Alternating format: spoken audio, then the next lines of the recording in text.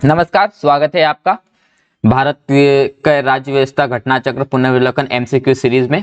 तो स्टार्ट करते हैं बिना किसी टाइम को गवाए। तो आज जो हमारा होने वाला है प्रमुख आपको भाग देखेंगे, ठीक है। तो भारतीय संविधान को कितने भागों में विभक्त किया गया है, आप सभी को इसका सही आंसर पता होगा। तो ये आपका 22 भागों में विभक्त किया गया है। कितना? 22 भागों में। नेक्स्ट क्वेश्चन आपके सामने सही सुमेलित नहीं है, ठीक है। भाग और उसका नाम। तो नागरिकता बिल्कुल याद है, 2 में है। मौलिक अधिकार 3 में है। मौलिक कर्तव्य तो ये आपको कई में देखने को मिलेंगे। मौलिक कर्तव्य आपको देखने को मिलेंगे 4 में, ठीक है। 4A में, 4A में। अब ये यहाँ पर कंफ्यूजन वाला है, तो ये आपका क्या दे रखा है, यहाँ पर 4 ने दे रखा है, ठीक है। 4A से आएगा, 4A। तो रोमन संख्या आपको याद कर लेना है, ठीक है। 1 से लेके 10 तक तो आपको रोमन संख्या याद होना चाहिए। फिर राज्य आपका काय में देखने को मिलेगा, तो राज्य आपको बिल्कुल देखने को मिलेगा 6 में, ठीक है। 6 में राज्य देखने को मिलेगा, तो यहाँ पर 6। नेक्स्ट क्वेश्चन, हमारे संविधान के किस भाग में तीनों सोपानों में पंचायत बनाने की परिकल्पना है? तो सभी को पता है पंचायत कौन से भाग में। तो पंचायत आपको भाग 9 में देखने को मिलेगी। कहां पर? भाग 9 में देखने को मिलेगी। अब भाग 9 कहां पर है? तो भाग 9 देखो ये रहा, ठीक है। IX ये भाग 9 है, ठीक है। अब XI क्या हो जाएगा? तो XI आपका 11 हो जाएगा। नेक्स्ट, भारतीय संविधान का कौन सा भाग और अध्याय संघ और राज्यों के बीच विधायी संबंध के बारे में बताता है? तो कौन सा आपका बताता है? ये आपका बताता है भाग 11 और अध्याय 1, ठीक है। भाग 11 और अध्याय 1, ये चीज आपको यहाँ पर याद रखना है। भाग 12 में क्या देखने को मिलता है? तो वित्तीय संपत्ति, और आपको क्या देखने को मिलता है? संविधान, ठीक है। नेक्स्ट क्वेश्चन, इसमें आपको नीचे दे सही वापस से सही सम्मिलित करना। उपाधियों का अंत तो मूल अधिकार है, ठीक है।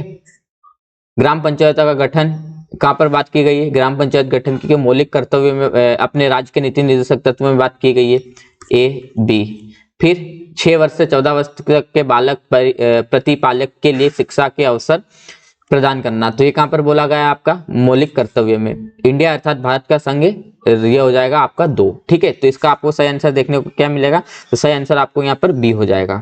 1 का 3, ठीक है। फिर 1, फिर 4, फिर 2। नेक्स्ट क्वेश्चन, निम्न में से कौन सा युग्म सही सुमेलित है? संविधान का दूसरा भाग मौलिक अधिकार, तो गलत। संविधान का तीसरा भाग नागरिकता, गलत। संविधान का चौथा भाग तो मौलिक कर्तव्य, ये आपको सही देखने को मिलेगा। नीति निर्देशक तत्व भी आपका 5वां भाग गलत हो जाएगा, ठीक है। ये चीज सही सुमेलित वापस से नहीं बताना। नागरिकता 2 में बिल्कुल सही है। संघ राज क्षेत्र 1 में है आपका, ठीक है। कई में आपका संघ राज क्षेत्र तो 1 में देखने को मिलेगा, इसलिए ये आपका गलत हो जाएगा, यहाँ पर 1 आएगा। फिर नगर पालिका आपको देखने को मिलेगी, तो बिल्कुल नगर पालिका आपको 9 में देखने को मिलेगी, ठीक है। 9 में, 9A में। फिर निर्वाचन आपको कितने में? निर्वाचन आपको देखने को मिलेगा 15 में, तो ये आपको यहाँ पर XV 15, ठीक है। नेक्स्ट क्वेश्चन, यहाँ पर सही उत्तर चयन करना। भारतीय संविधान का IXV III IVA IX है। तो अब ये देखो रोमन संख्या है, रोमन संख्या आपको याद होना चाहिए। कई में आपको याद होना चाहिए, इसमें क्या बोलते हैं जो नॉर्मल लिख रखी है इसमें भी, ठीक है। तो देखो भारतीय संविधान का भाग 8, भाग 8 क्या बोलता है? तो संघ और राज्य क्षेत्र। संघ और राज्य क्षेत्र आपका यहाँ पर देखने को मिलेगा, ठीक है। संघ और राज्य क्षेत्र भाग ये यहाँ पर। फिर नगर पालिका काय में है? तो नगर पालिका आपकी 9A में है, ठीक है। 9A में, तो 9A यहाँ पर आपको देखने को मिलेगा, ठीक है। 9A। फिर आपकी पंचायत 9 में है, ठीक है। 9A में, ये आपको यहाँ पर याद रखना है, 9 में। फिर मूल कर्तव्य आपका काय में देखने को मिलेगा? तो मूल कर्तव्य आपको 4A में देखने को मिलेगा, तो ये 4A आपका यहाँ पर है। तो इसका सही आंसर आपको क्या देखने को मिलेगा? तो इसका सही आंसर आपका हो जाएगा A, ठीक है। 3, 1, 2, 4, 2। समझ में आया? ये रोमन संख्या आपको याद कर लेना है। रोमन संख्या में बड़ा ही कंफ्यूजन होता है, तो आपको रोमन संख्या अच्छे से याद कर लेना। अगर है तो मैं आपको 10 तक रोमन संख्या यहाँ पर बता देता हूँ कि रोमन संख्या कैसी होती है, ठीक है। देखो सभी को पता है यहाँ पर कि रोमन संख्या में 1 को क्या लिखते हैं हम, ठीक है। रोमन संख्या में 1 को I लिखते हैं, ऐसा करके हम यहाँ पर लिखते हैं। उसके अलावा फिर हम रोमन संख्या में 2 को क्या लिखते हैं? तो डबल I, ठीक है। क्या लिखते हैं? Double I। 1 मिनट रुकिएगा, ठीक है। 2 को क्या लिखते हैं? 2 को डबल I। अब इसके अलावा फिर 3 की बारी आ जाती है, तो 3 को हम क्या लिखते हैं? 3 को ट्रिपल I। 10 तक याद कर लेना। 4 को हम क्या लिखते हैं? तो 4 को हम देखो I 1 और V, ये तो V मतलब 5 होता है, तो 5 में से 1 गया तो 4, तो ये यहाँ पर ऐसे। फिर 5 V होता है, ठीक है। 6 क्या होता है? तो 6 आपका V + 1, तो ये हो जाएगा 6। अब 7 क्या होता है? तो 7 आप याद रखना, 7 को अपन कैसे लिखते हैं? तो V डबल I, ठीक है। अब 8 को कैसे लिखते हैं, तो 8 को अपन 8 को वी ट्रिपल आई। अब 9 और 10, 9 को कैसे लिखेंगे, देखो x मतलब क्या होता है 10, और 10 में से 1 जाएगा तो 9 बचेगा, तो i यहाँ पर आ जाएगा, ठीक है, इधर घटा देंगे।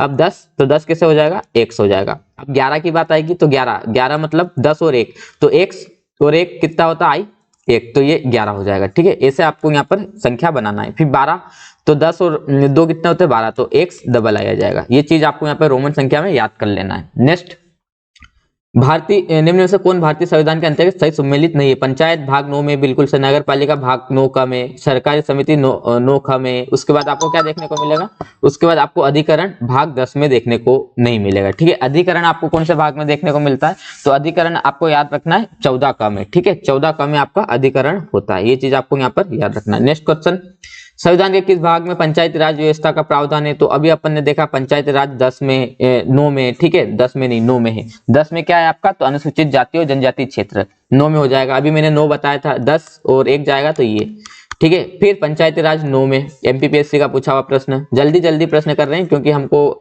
17 दिसंबर से पहले हमारी क्या करना है, घटना चक्र पॉलिटी की खत्म करना है, ठीक है, तो इसलिए हम जल्दी जल्दी कर रहे हैं, ज्यादा हम इसको डिस्कस नहीं कर रहे हैं। मौलिक अधिकार, मूल कर्तव्य, संघ और आपातकाल। अब इधर मत मिलाओ, भले आप इधर मत मिलाओ, अपन को ऐसे ही मौलिक अधिकार काय में, मौलिक अधिकार आपके काय में, तो मौलिक अधिकार आपके भाग 3 में, ठीक है, यहाँ भाग 3 में। मूल कर्तव्य काय में आपके, तो 4A में, काय में 4A में, ठीक है। फिर संघ काय में आपका, तो संघ आपको 5 में देखने को मिलेगा, ठीक है, 5 में। उसके अलावा फिर आपका आपातकाल से संबंधित उपबंध काय में देखने को मिलेंगे, तो ये 18 में देखने को मिलेंगे, ठीक है, काय में 18 में, ये चीज। नेक्स्ट क्वेश्चन, सही सम्मिलित नहीं है, तो मूल कर्तव्य भाग 4A में बिल्कुल सही। राज्य आपका 5 में हो जाएगा, ठीक है, कितने काय में हो जाएगा, 6 में हो जाएगा, राज्य 6 में हो जाएगा, संघ 5 में हो जाएगा, ठीक है, ये 6 सही है। वी और 1 आई, तो 5 और 1 6। फिर भारत का महान्यायवादी और संघ और राज्य के अधीन सेवाएं, तो ये आपको यहाँ पर याद रखना है। देखो संघ और राज्य के अधीन सेवाएं कौन सी हो जाएगी, जो हमारा यूपीएससी, ठीक है, राज्य यूपीएससी हो गया, फिर स्टेट पीएससी हो गया, ये आपके संघ और राज्य के बीच आपको सेवाएं देखने को मिलेगी। तो इसका मतलब ये, इसका सही आंसर क्या हो जाएगा आपका, तो 13 का इसका हो जाएगा आपका सम्मिलित नहीं है, महान्यायवादी। महान्यायवादी काय में देखने को मिलेगा आपको, तो भाग 5 में, ठीक है, भाग 5 काय में आपका संघ में, ठीक है, संघ में, तो यहाँ पर याद रखना। और आर्टिकल महान्यायवादी का 76 है, ये चीज आपको याद रखना। संघ और राज्यों के बीच सेवा अधीन काय में होती है, तो XIV में होती है, बिल्कुल सही बात है आपकी, XIV में आपको देखने को मिलेगा, ठीक है, ये चीज हो गया यहाँ पर। नेक्स्ट क्वेश्चन है,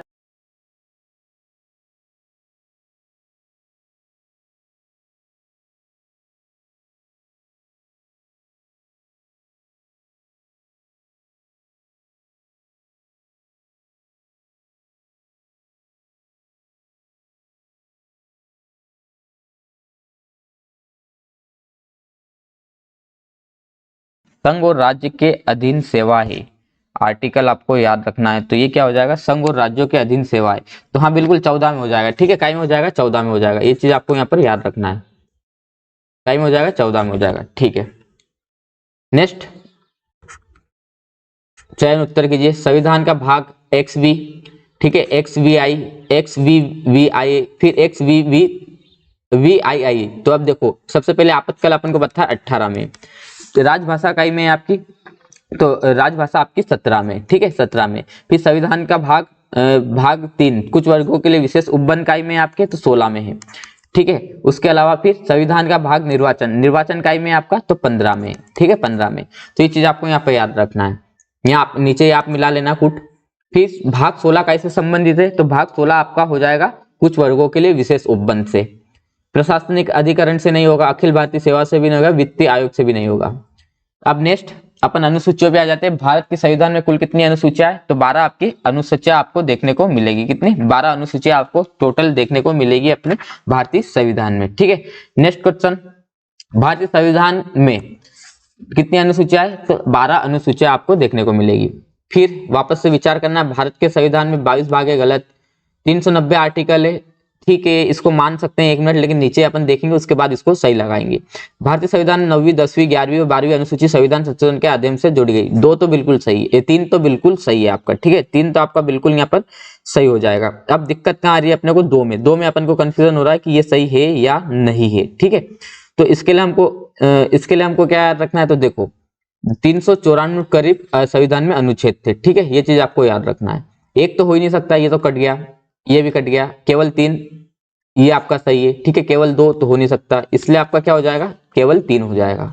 नेक्स्ट, संविधान में दी गई अनुसूची कौन सी राज्यों के नाम और सूची और राज्य क्षेत्र का ब्यौरा देती है? तो कौन सी अनुसूची आपकी देती है? तो आपकी पहली देती है, ठीक है। राज्य का, ये आपको याद रखना है, राज्यों का नाम, सूची और राज्य क्षेत्र का ब्यौरा आपको कौन सी देती है? तो पहली अनुसूची आपको देती है। ये चीज आपको यहाँ पर याद होगा। अब आगे चलते हैं नेक्स्ट क्वेश्चन पे। यदि भारत संघ के एक नए राज्य का सृजन करना हो तो संविधान के निम्नलिखित अनुसूची में किसमें एक अवश्य संशोधित किया जाना चाहिए? तो पहली अनुसूची में आपका किया जाना चाहिए, कई में, पहली अनुसूची में, ठीक है। ये चीज आपको यहाँ पर याद रखना है। नेक्स्ट क्वेश्चन पे चलते हैं। संविधान की चौथी अनुसूची विवेचित करती है, तो संविधान के आपको पता होगा चौथी अनुसूची में क्या है? तो चौथी में आपको क्या याद रखना है? राज्यसभा के स्थानों का आवंटन, ठीक है। राज्यसभा के स्थानों का आवंटन आपको यहाँ पर याद रखना है अनुसूची के बारे में। अब नेक्स्ट क्वेश्चन पे चलते हैं। तो नेक्स्ट क्वेश्चन, हाँ, भारतीय संविधान की तृतीय अनुसूची में निम्न में से क्या उपनिहित है? संघ के मंत्रियों के लिए पद की शपथ, उच्चतम न्यायालय के मुख्य न्यायाधीश द्वारा ली जाने वाली शपथ, भारत के राष्ट्रपति के पद की शपथ, संसद के सदस्य द्वारा ली जाने वाली शपथ। देखो, राष्ट्रपति के लिए शपथ आपकी काय में? तो आर्टिकल में देखने को मिलेगी, तो 3 तो गलत हो जाएगा, ये भी, ये भी, ये भी। तो अब क्या 1 2 4 बच रहा, ठीक है। 1 2 4 आपको यहाँ पर याद रखना है, 1 2 4 आपका यहाँ पर सही हो जाएगा। आगे चलते हैं फिर नेक्स्ट क्वेश्चन, नेक्स्ट क्वेश्चन पे 1 मिनट रुकिएगा।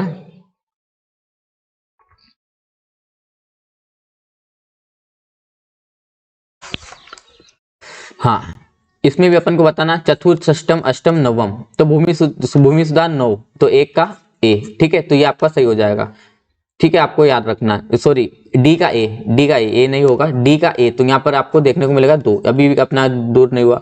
फिर उसके अलावा 4 राज्यसभा की सीटें, तो ए का 3, ए का 3 यहाँ पर है, तो सी इसका सही हो जाएगा, ठीक है। फिर षष्टम में ए का 4 हो जाएगा जनजाति क्षेत्र के लिए। फिर अष्टम में क्या हो जाएगा आपका? तो आपका भाषा हो जाएगा।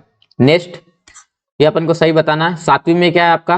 तो 7वीं में आपका विधायी शक्तियों का विवरण है, ठीक है। 8वीं में क्या है आपका? भाषा है। 9वीं में क्या है आपका? दल बदल। 10वीं में क्या है? कुछ अधिनियमों का विधि मान्यकरण, ठीक है। नेक्स्ट, संविधान की 9वीं अनुसूची पुनः स्थापित की थी जवाहरलाल नेहरू ने की थी, ये चीज आपको यहाँ पर याद रखना है। संवैधानिक सुरक्षा प्रदान करने हेतु किया गया, क्या किया गया आपका संवैधानिक? तो 9वीं अनुसूची, राज्य भूमि। फिर विचार करना है, भारत की संसद किसी कानून विशेष को भारत के संविधान की 9वीं सूची में जोड़ सकती है, ठीक है। 9वीं सूची किसी न्यायालय द्वारा कोई निर्णय नहीं है, तो ये देखो क्या सही हो जाएगा इसमें? तो 1 तो सही है, ठीक है, ये सही है। और किसी न्यायालय द्वारा कोई निर्णय भी नहीं है, तो ये गलत हो जाएगा, ठीक है। ये तो इसमें केवल 1 सही आएगा, क्योंकि इसको आपका क्या है, किसी न्यायालय द्वारा निर्णय किया जा सकता है। कोहेल केस बनाम में भारतीय संविधान की किस अनुच्छेद से संबंधित है? तो ये आपकी 9वीं से है। संघ राज्य समष्टि, इसको छोड़ दो, इसमें आपको वर्तमान में मतलब कितने विषय, तो ये आपको देख लेना है। वर्तमान में क्वेश्चन आपका पूछा था, उस समय थोड़े अलग होंगे। भारतीय संविधान के अंत में आर्थिक योजना का विषय है, मतलब आर्थिक योजना का विषय है। राज्य सूची में, संघ सूची में, समष्टि सूची में किसी भी विशिष्ट निर्देशित, आपको क्या याद रखना है? एक मिनट, निर्देशित नहीं है, तो आपको आर्थिक रखना है, ये आपका संघ सूची में, ठीक है। ये भी आपका संघ सूची में। यहाँ पर जानवरों के प्रति क्रूरता रोकथाम भारतीय संविधान की किस अनुसूची में रखा गया है? तो ये आपकी केंद्र अनुसूची में, काय में? केंद्र में आपका रखा गया है, ठीक है, केंद्र में। नेक्स्ट क्वेश्चन,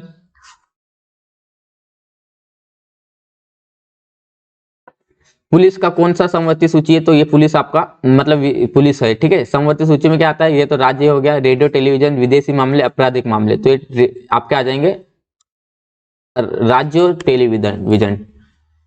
कौन सी मदद भारत के संविधान को समवर्ती सूची में है? तो जन नियंत्रण और परिवहन, लोक सेवा और स्वास्थ्य, प्रति व्यक्ति आय, निखात। तो ये आपको याद रखना है, कौन सी हो जाएगी? लोक स्वास्थ्य और स्वच्छता, ठीक है। ये क्वेश्चन आपको यहाँ पर देखने को मिलेंगे, तो ये तो देखो आप कर लेना इनको, ठीक है। इसको अपन छोड़ देते हैं, अभी आगे दूसरे पे चलते हैं। तो ये क्वेश्चन आपको क्या है? पंचायती राज, तो पंचायती राज आपका राज्य सूची का है, ऐसे करके आपको याद कर लेना है, ठीक है। ये जैसे एमपीपीएससी में पूछा गया 2020 में, ये भी एमपीपीएससी में पूछा गया, ये भी एमपीपीएससी में पूछा गया, ठीक है। तो कौन से राज्य में लागू नहीं होती है? एटीएम, अरुणाचल प्रदेश, त्रिपुरा, मेघालय, ठीक है। अरुणाचल प्रदेश, सॉरी मणिपुर है, ठीक है।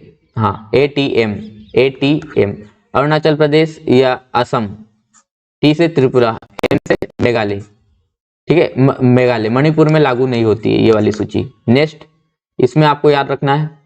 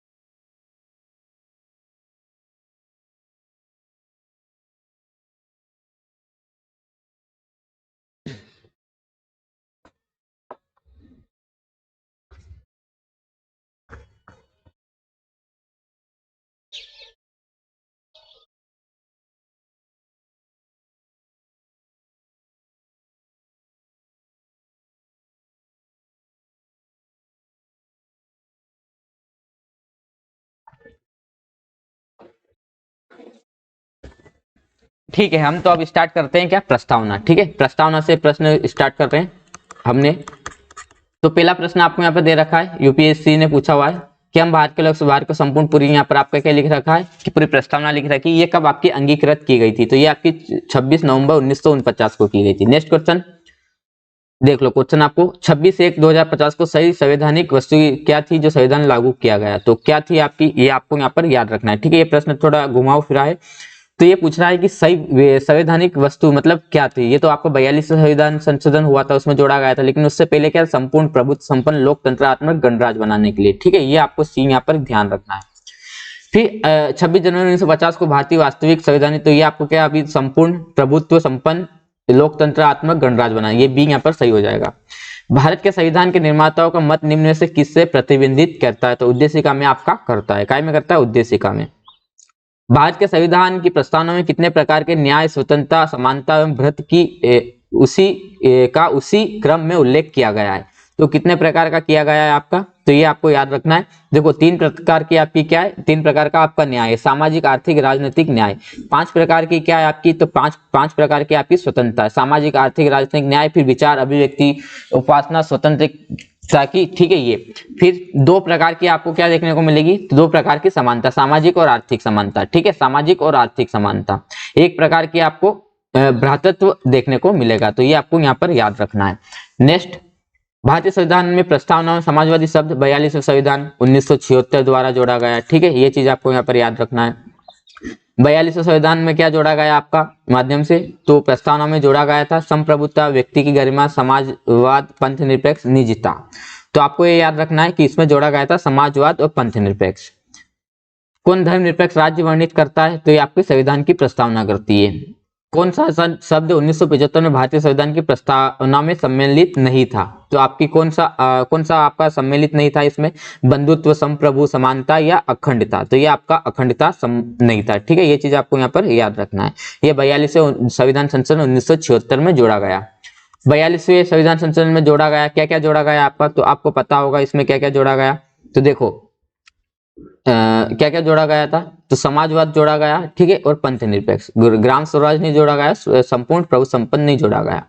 ये चीज आपको यहाँ पर याद रखना है। तो देखो 3 आपके कौन कौन से, एक तो समाजवाद जोड़ा गया, ठीक है, समाजवाद या समाजवादी, और पंथ निरपेक्ष, और एक और जोड़ा गया था अखंडता। ठीक है, ये 3 शब्द आपके जोड़े गए थे। नेक्स्ट क्वेश्चन, इसमें से अपन को सही बताना है। पंडित नेहरू द्वारा ऑब्जेक्टिव प्रस्तावना अंतर्गत उद्देश्य का बना, तो बिल्कुल सही आपका, ये सही हो जाएगा। ठीक है, ये चीज आपको यहाँ पर है।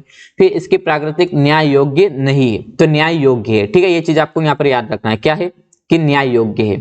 फिर इसका संशोधन नहीं है, तो इसका संशोधन क्या आपका नहीं है, मतलब हो सकता है। ठीक है, इसका संशोधन नहीं है, हाँ इसमें कोई संशोधन नहीं है। ठीक है, ये चीज आपको याद रखना है, इसके लिए कोई संशोधन नहीं करना पड़ता।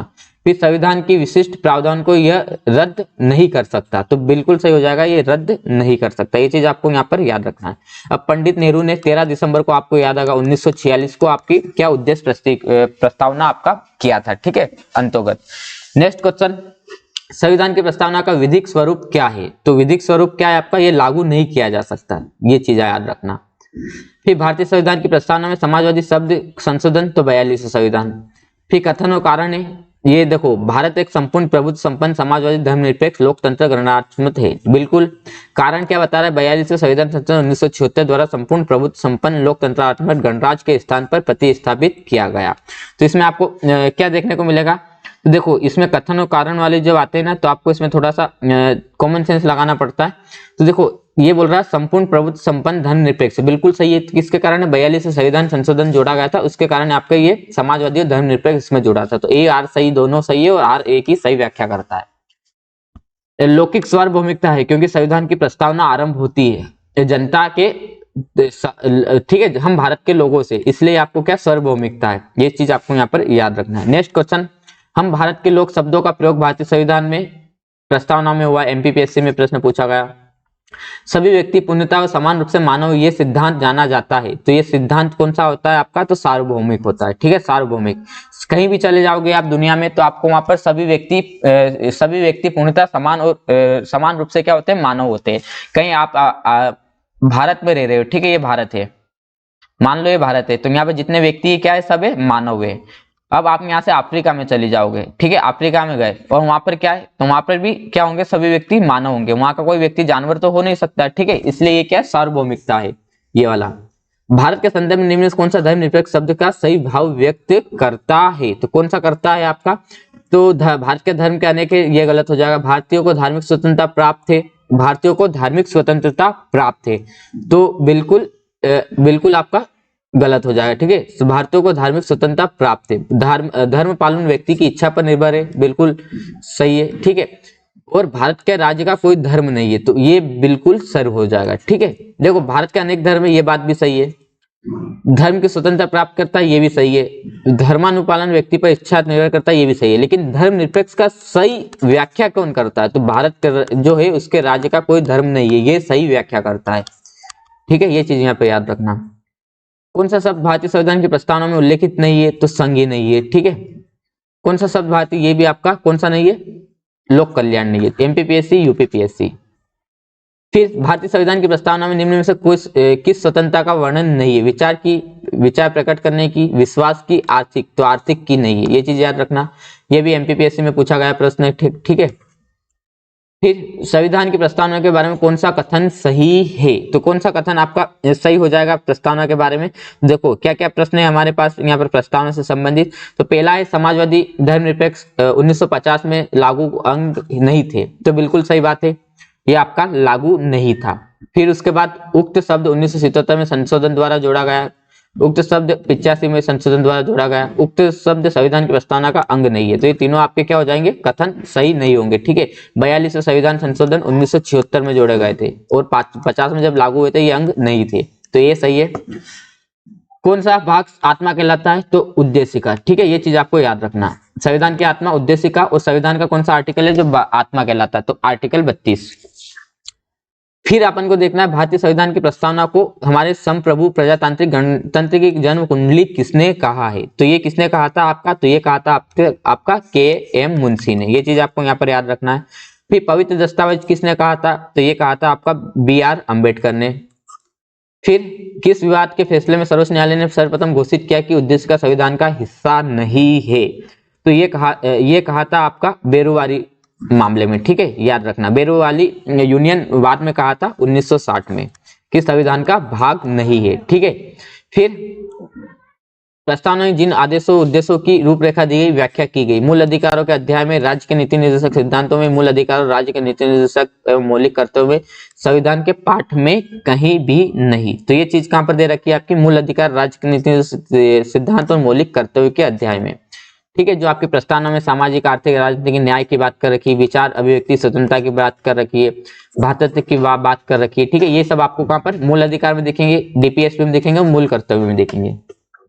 भारत के संविधान की उद्देशिका में कितने प्रकार के न्याय की व्यवस्था की गई, ये प्रश्न आपका डबल आ गया। ठीक है, कितने प्रकार के न्याय की बात की गई है, 3 प्रकार की, सामाजिक, आर्थिक और राजनीतिक न्याय। ठीक है, नेक्स्ट, भारतीय संविधान के उद्देश्य में से एक रूप में आर्थिक न्याय का किससे उपबंध है, तो आर्थिक न्याय का आपका किससे उपबंध है, तो ये आपको याद रखना, उद्देशिका में तो है ही है, फिर राज्य के नीति निर्देशक तत्व में भी है। ठीक है, आर्थिक न्याय।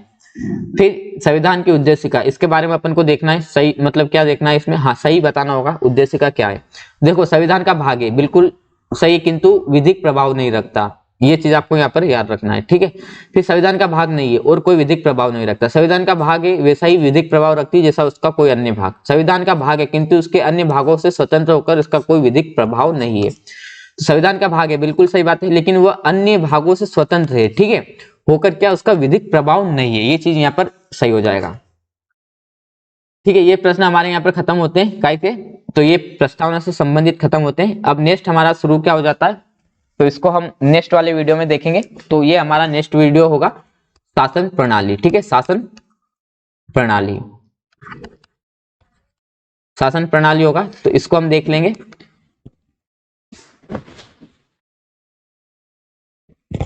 तो इस क्लास में यही करते हैं खत्म, ठीक है। कल हम शासन प्रणाली देख लेंगे, फिर उसके बाद हम आ जाएंगे काय पर, भाग पर। तो एक एक भाग देखेंगे एक एक दिन में, तो 22 दिन में 22 भाग खत्म, ठीक है। एक दिन में एक भाग, कभी कभी 2 भाग भी हमारे कंप्लीट हो जाएंगे। तो इस क्लास को यही करते हैं खत्म। आपको वीडियो पसंद आया तो लाइक कर दिए, चैनल को सब्सक्राइब जरूर कर दीजिएगा, ठीक है, ताकि आपको वीडियो टाइम से मिलते रहे।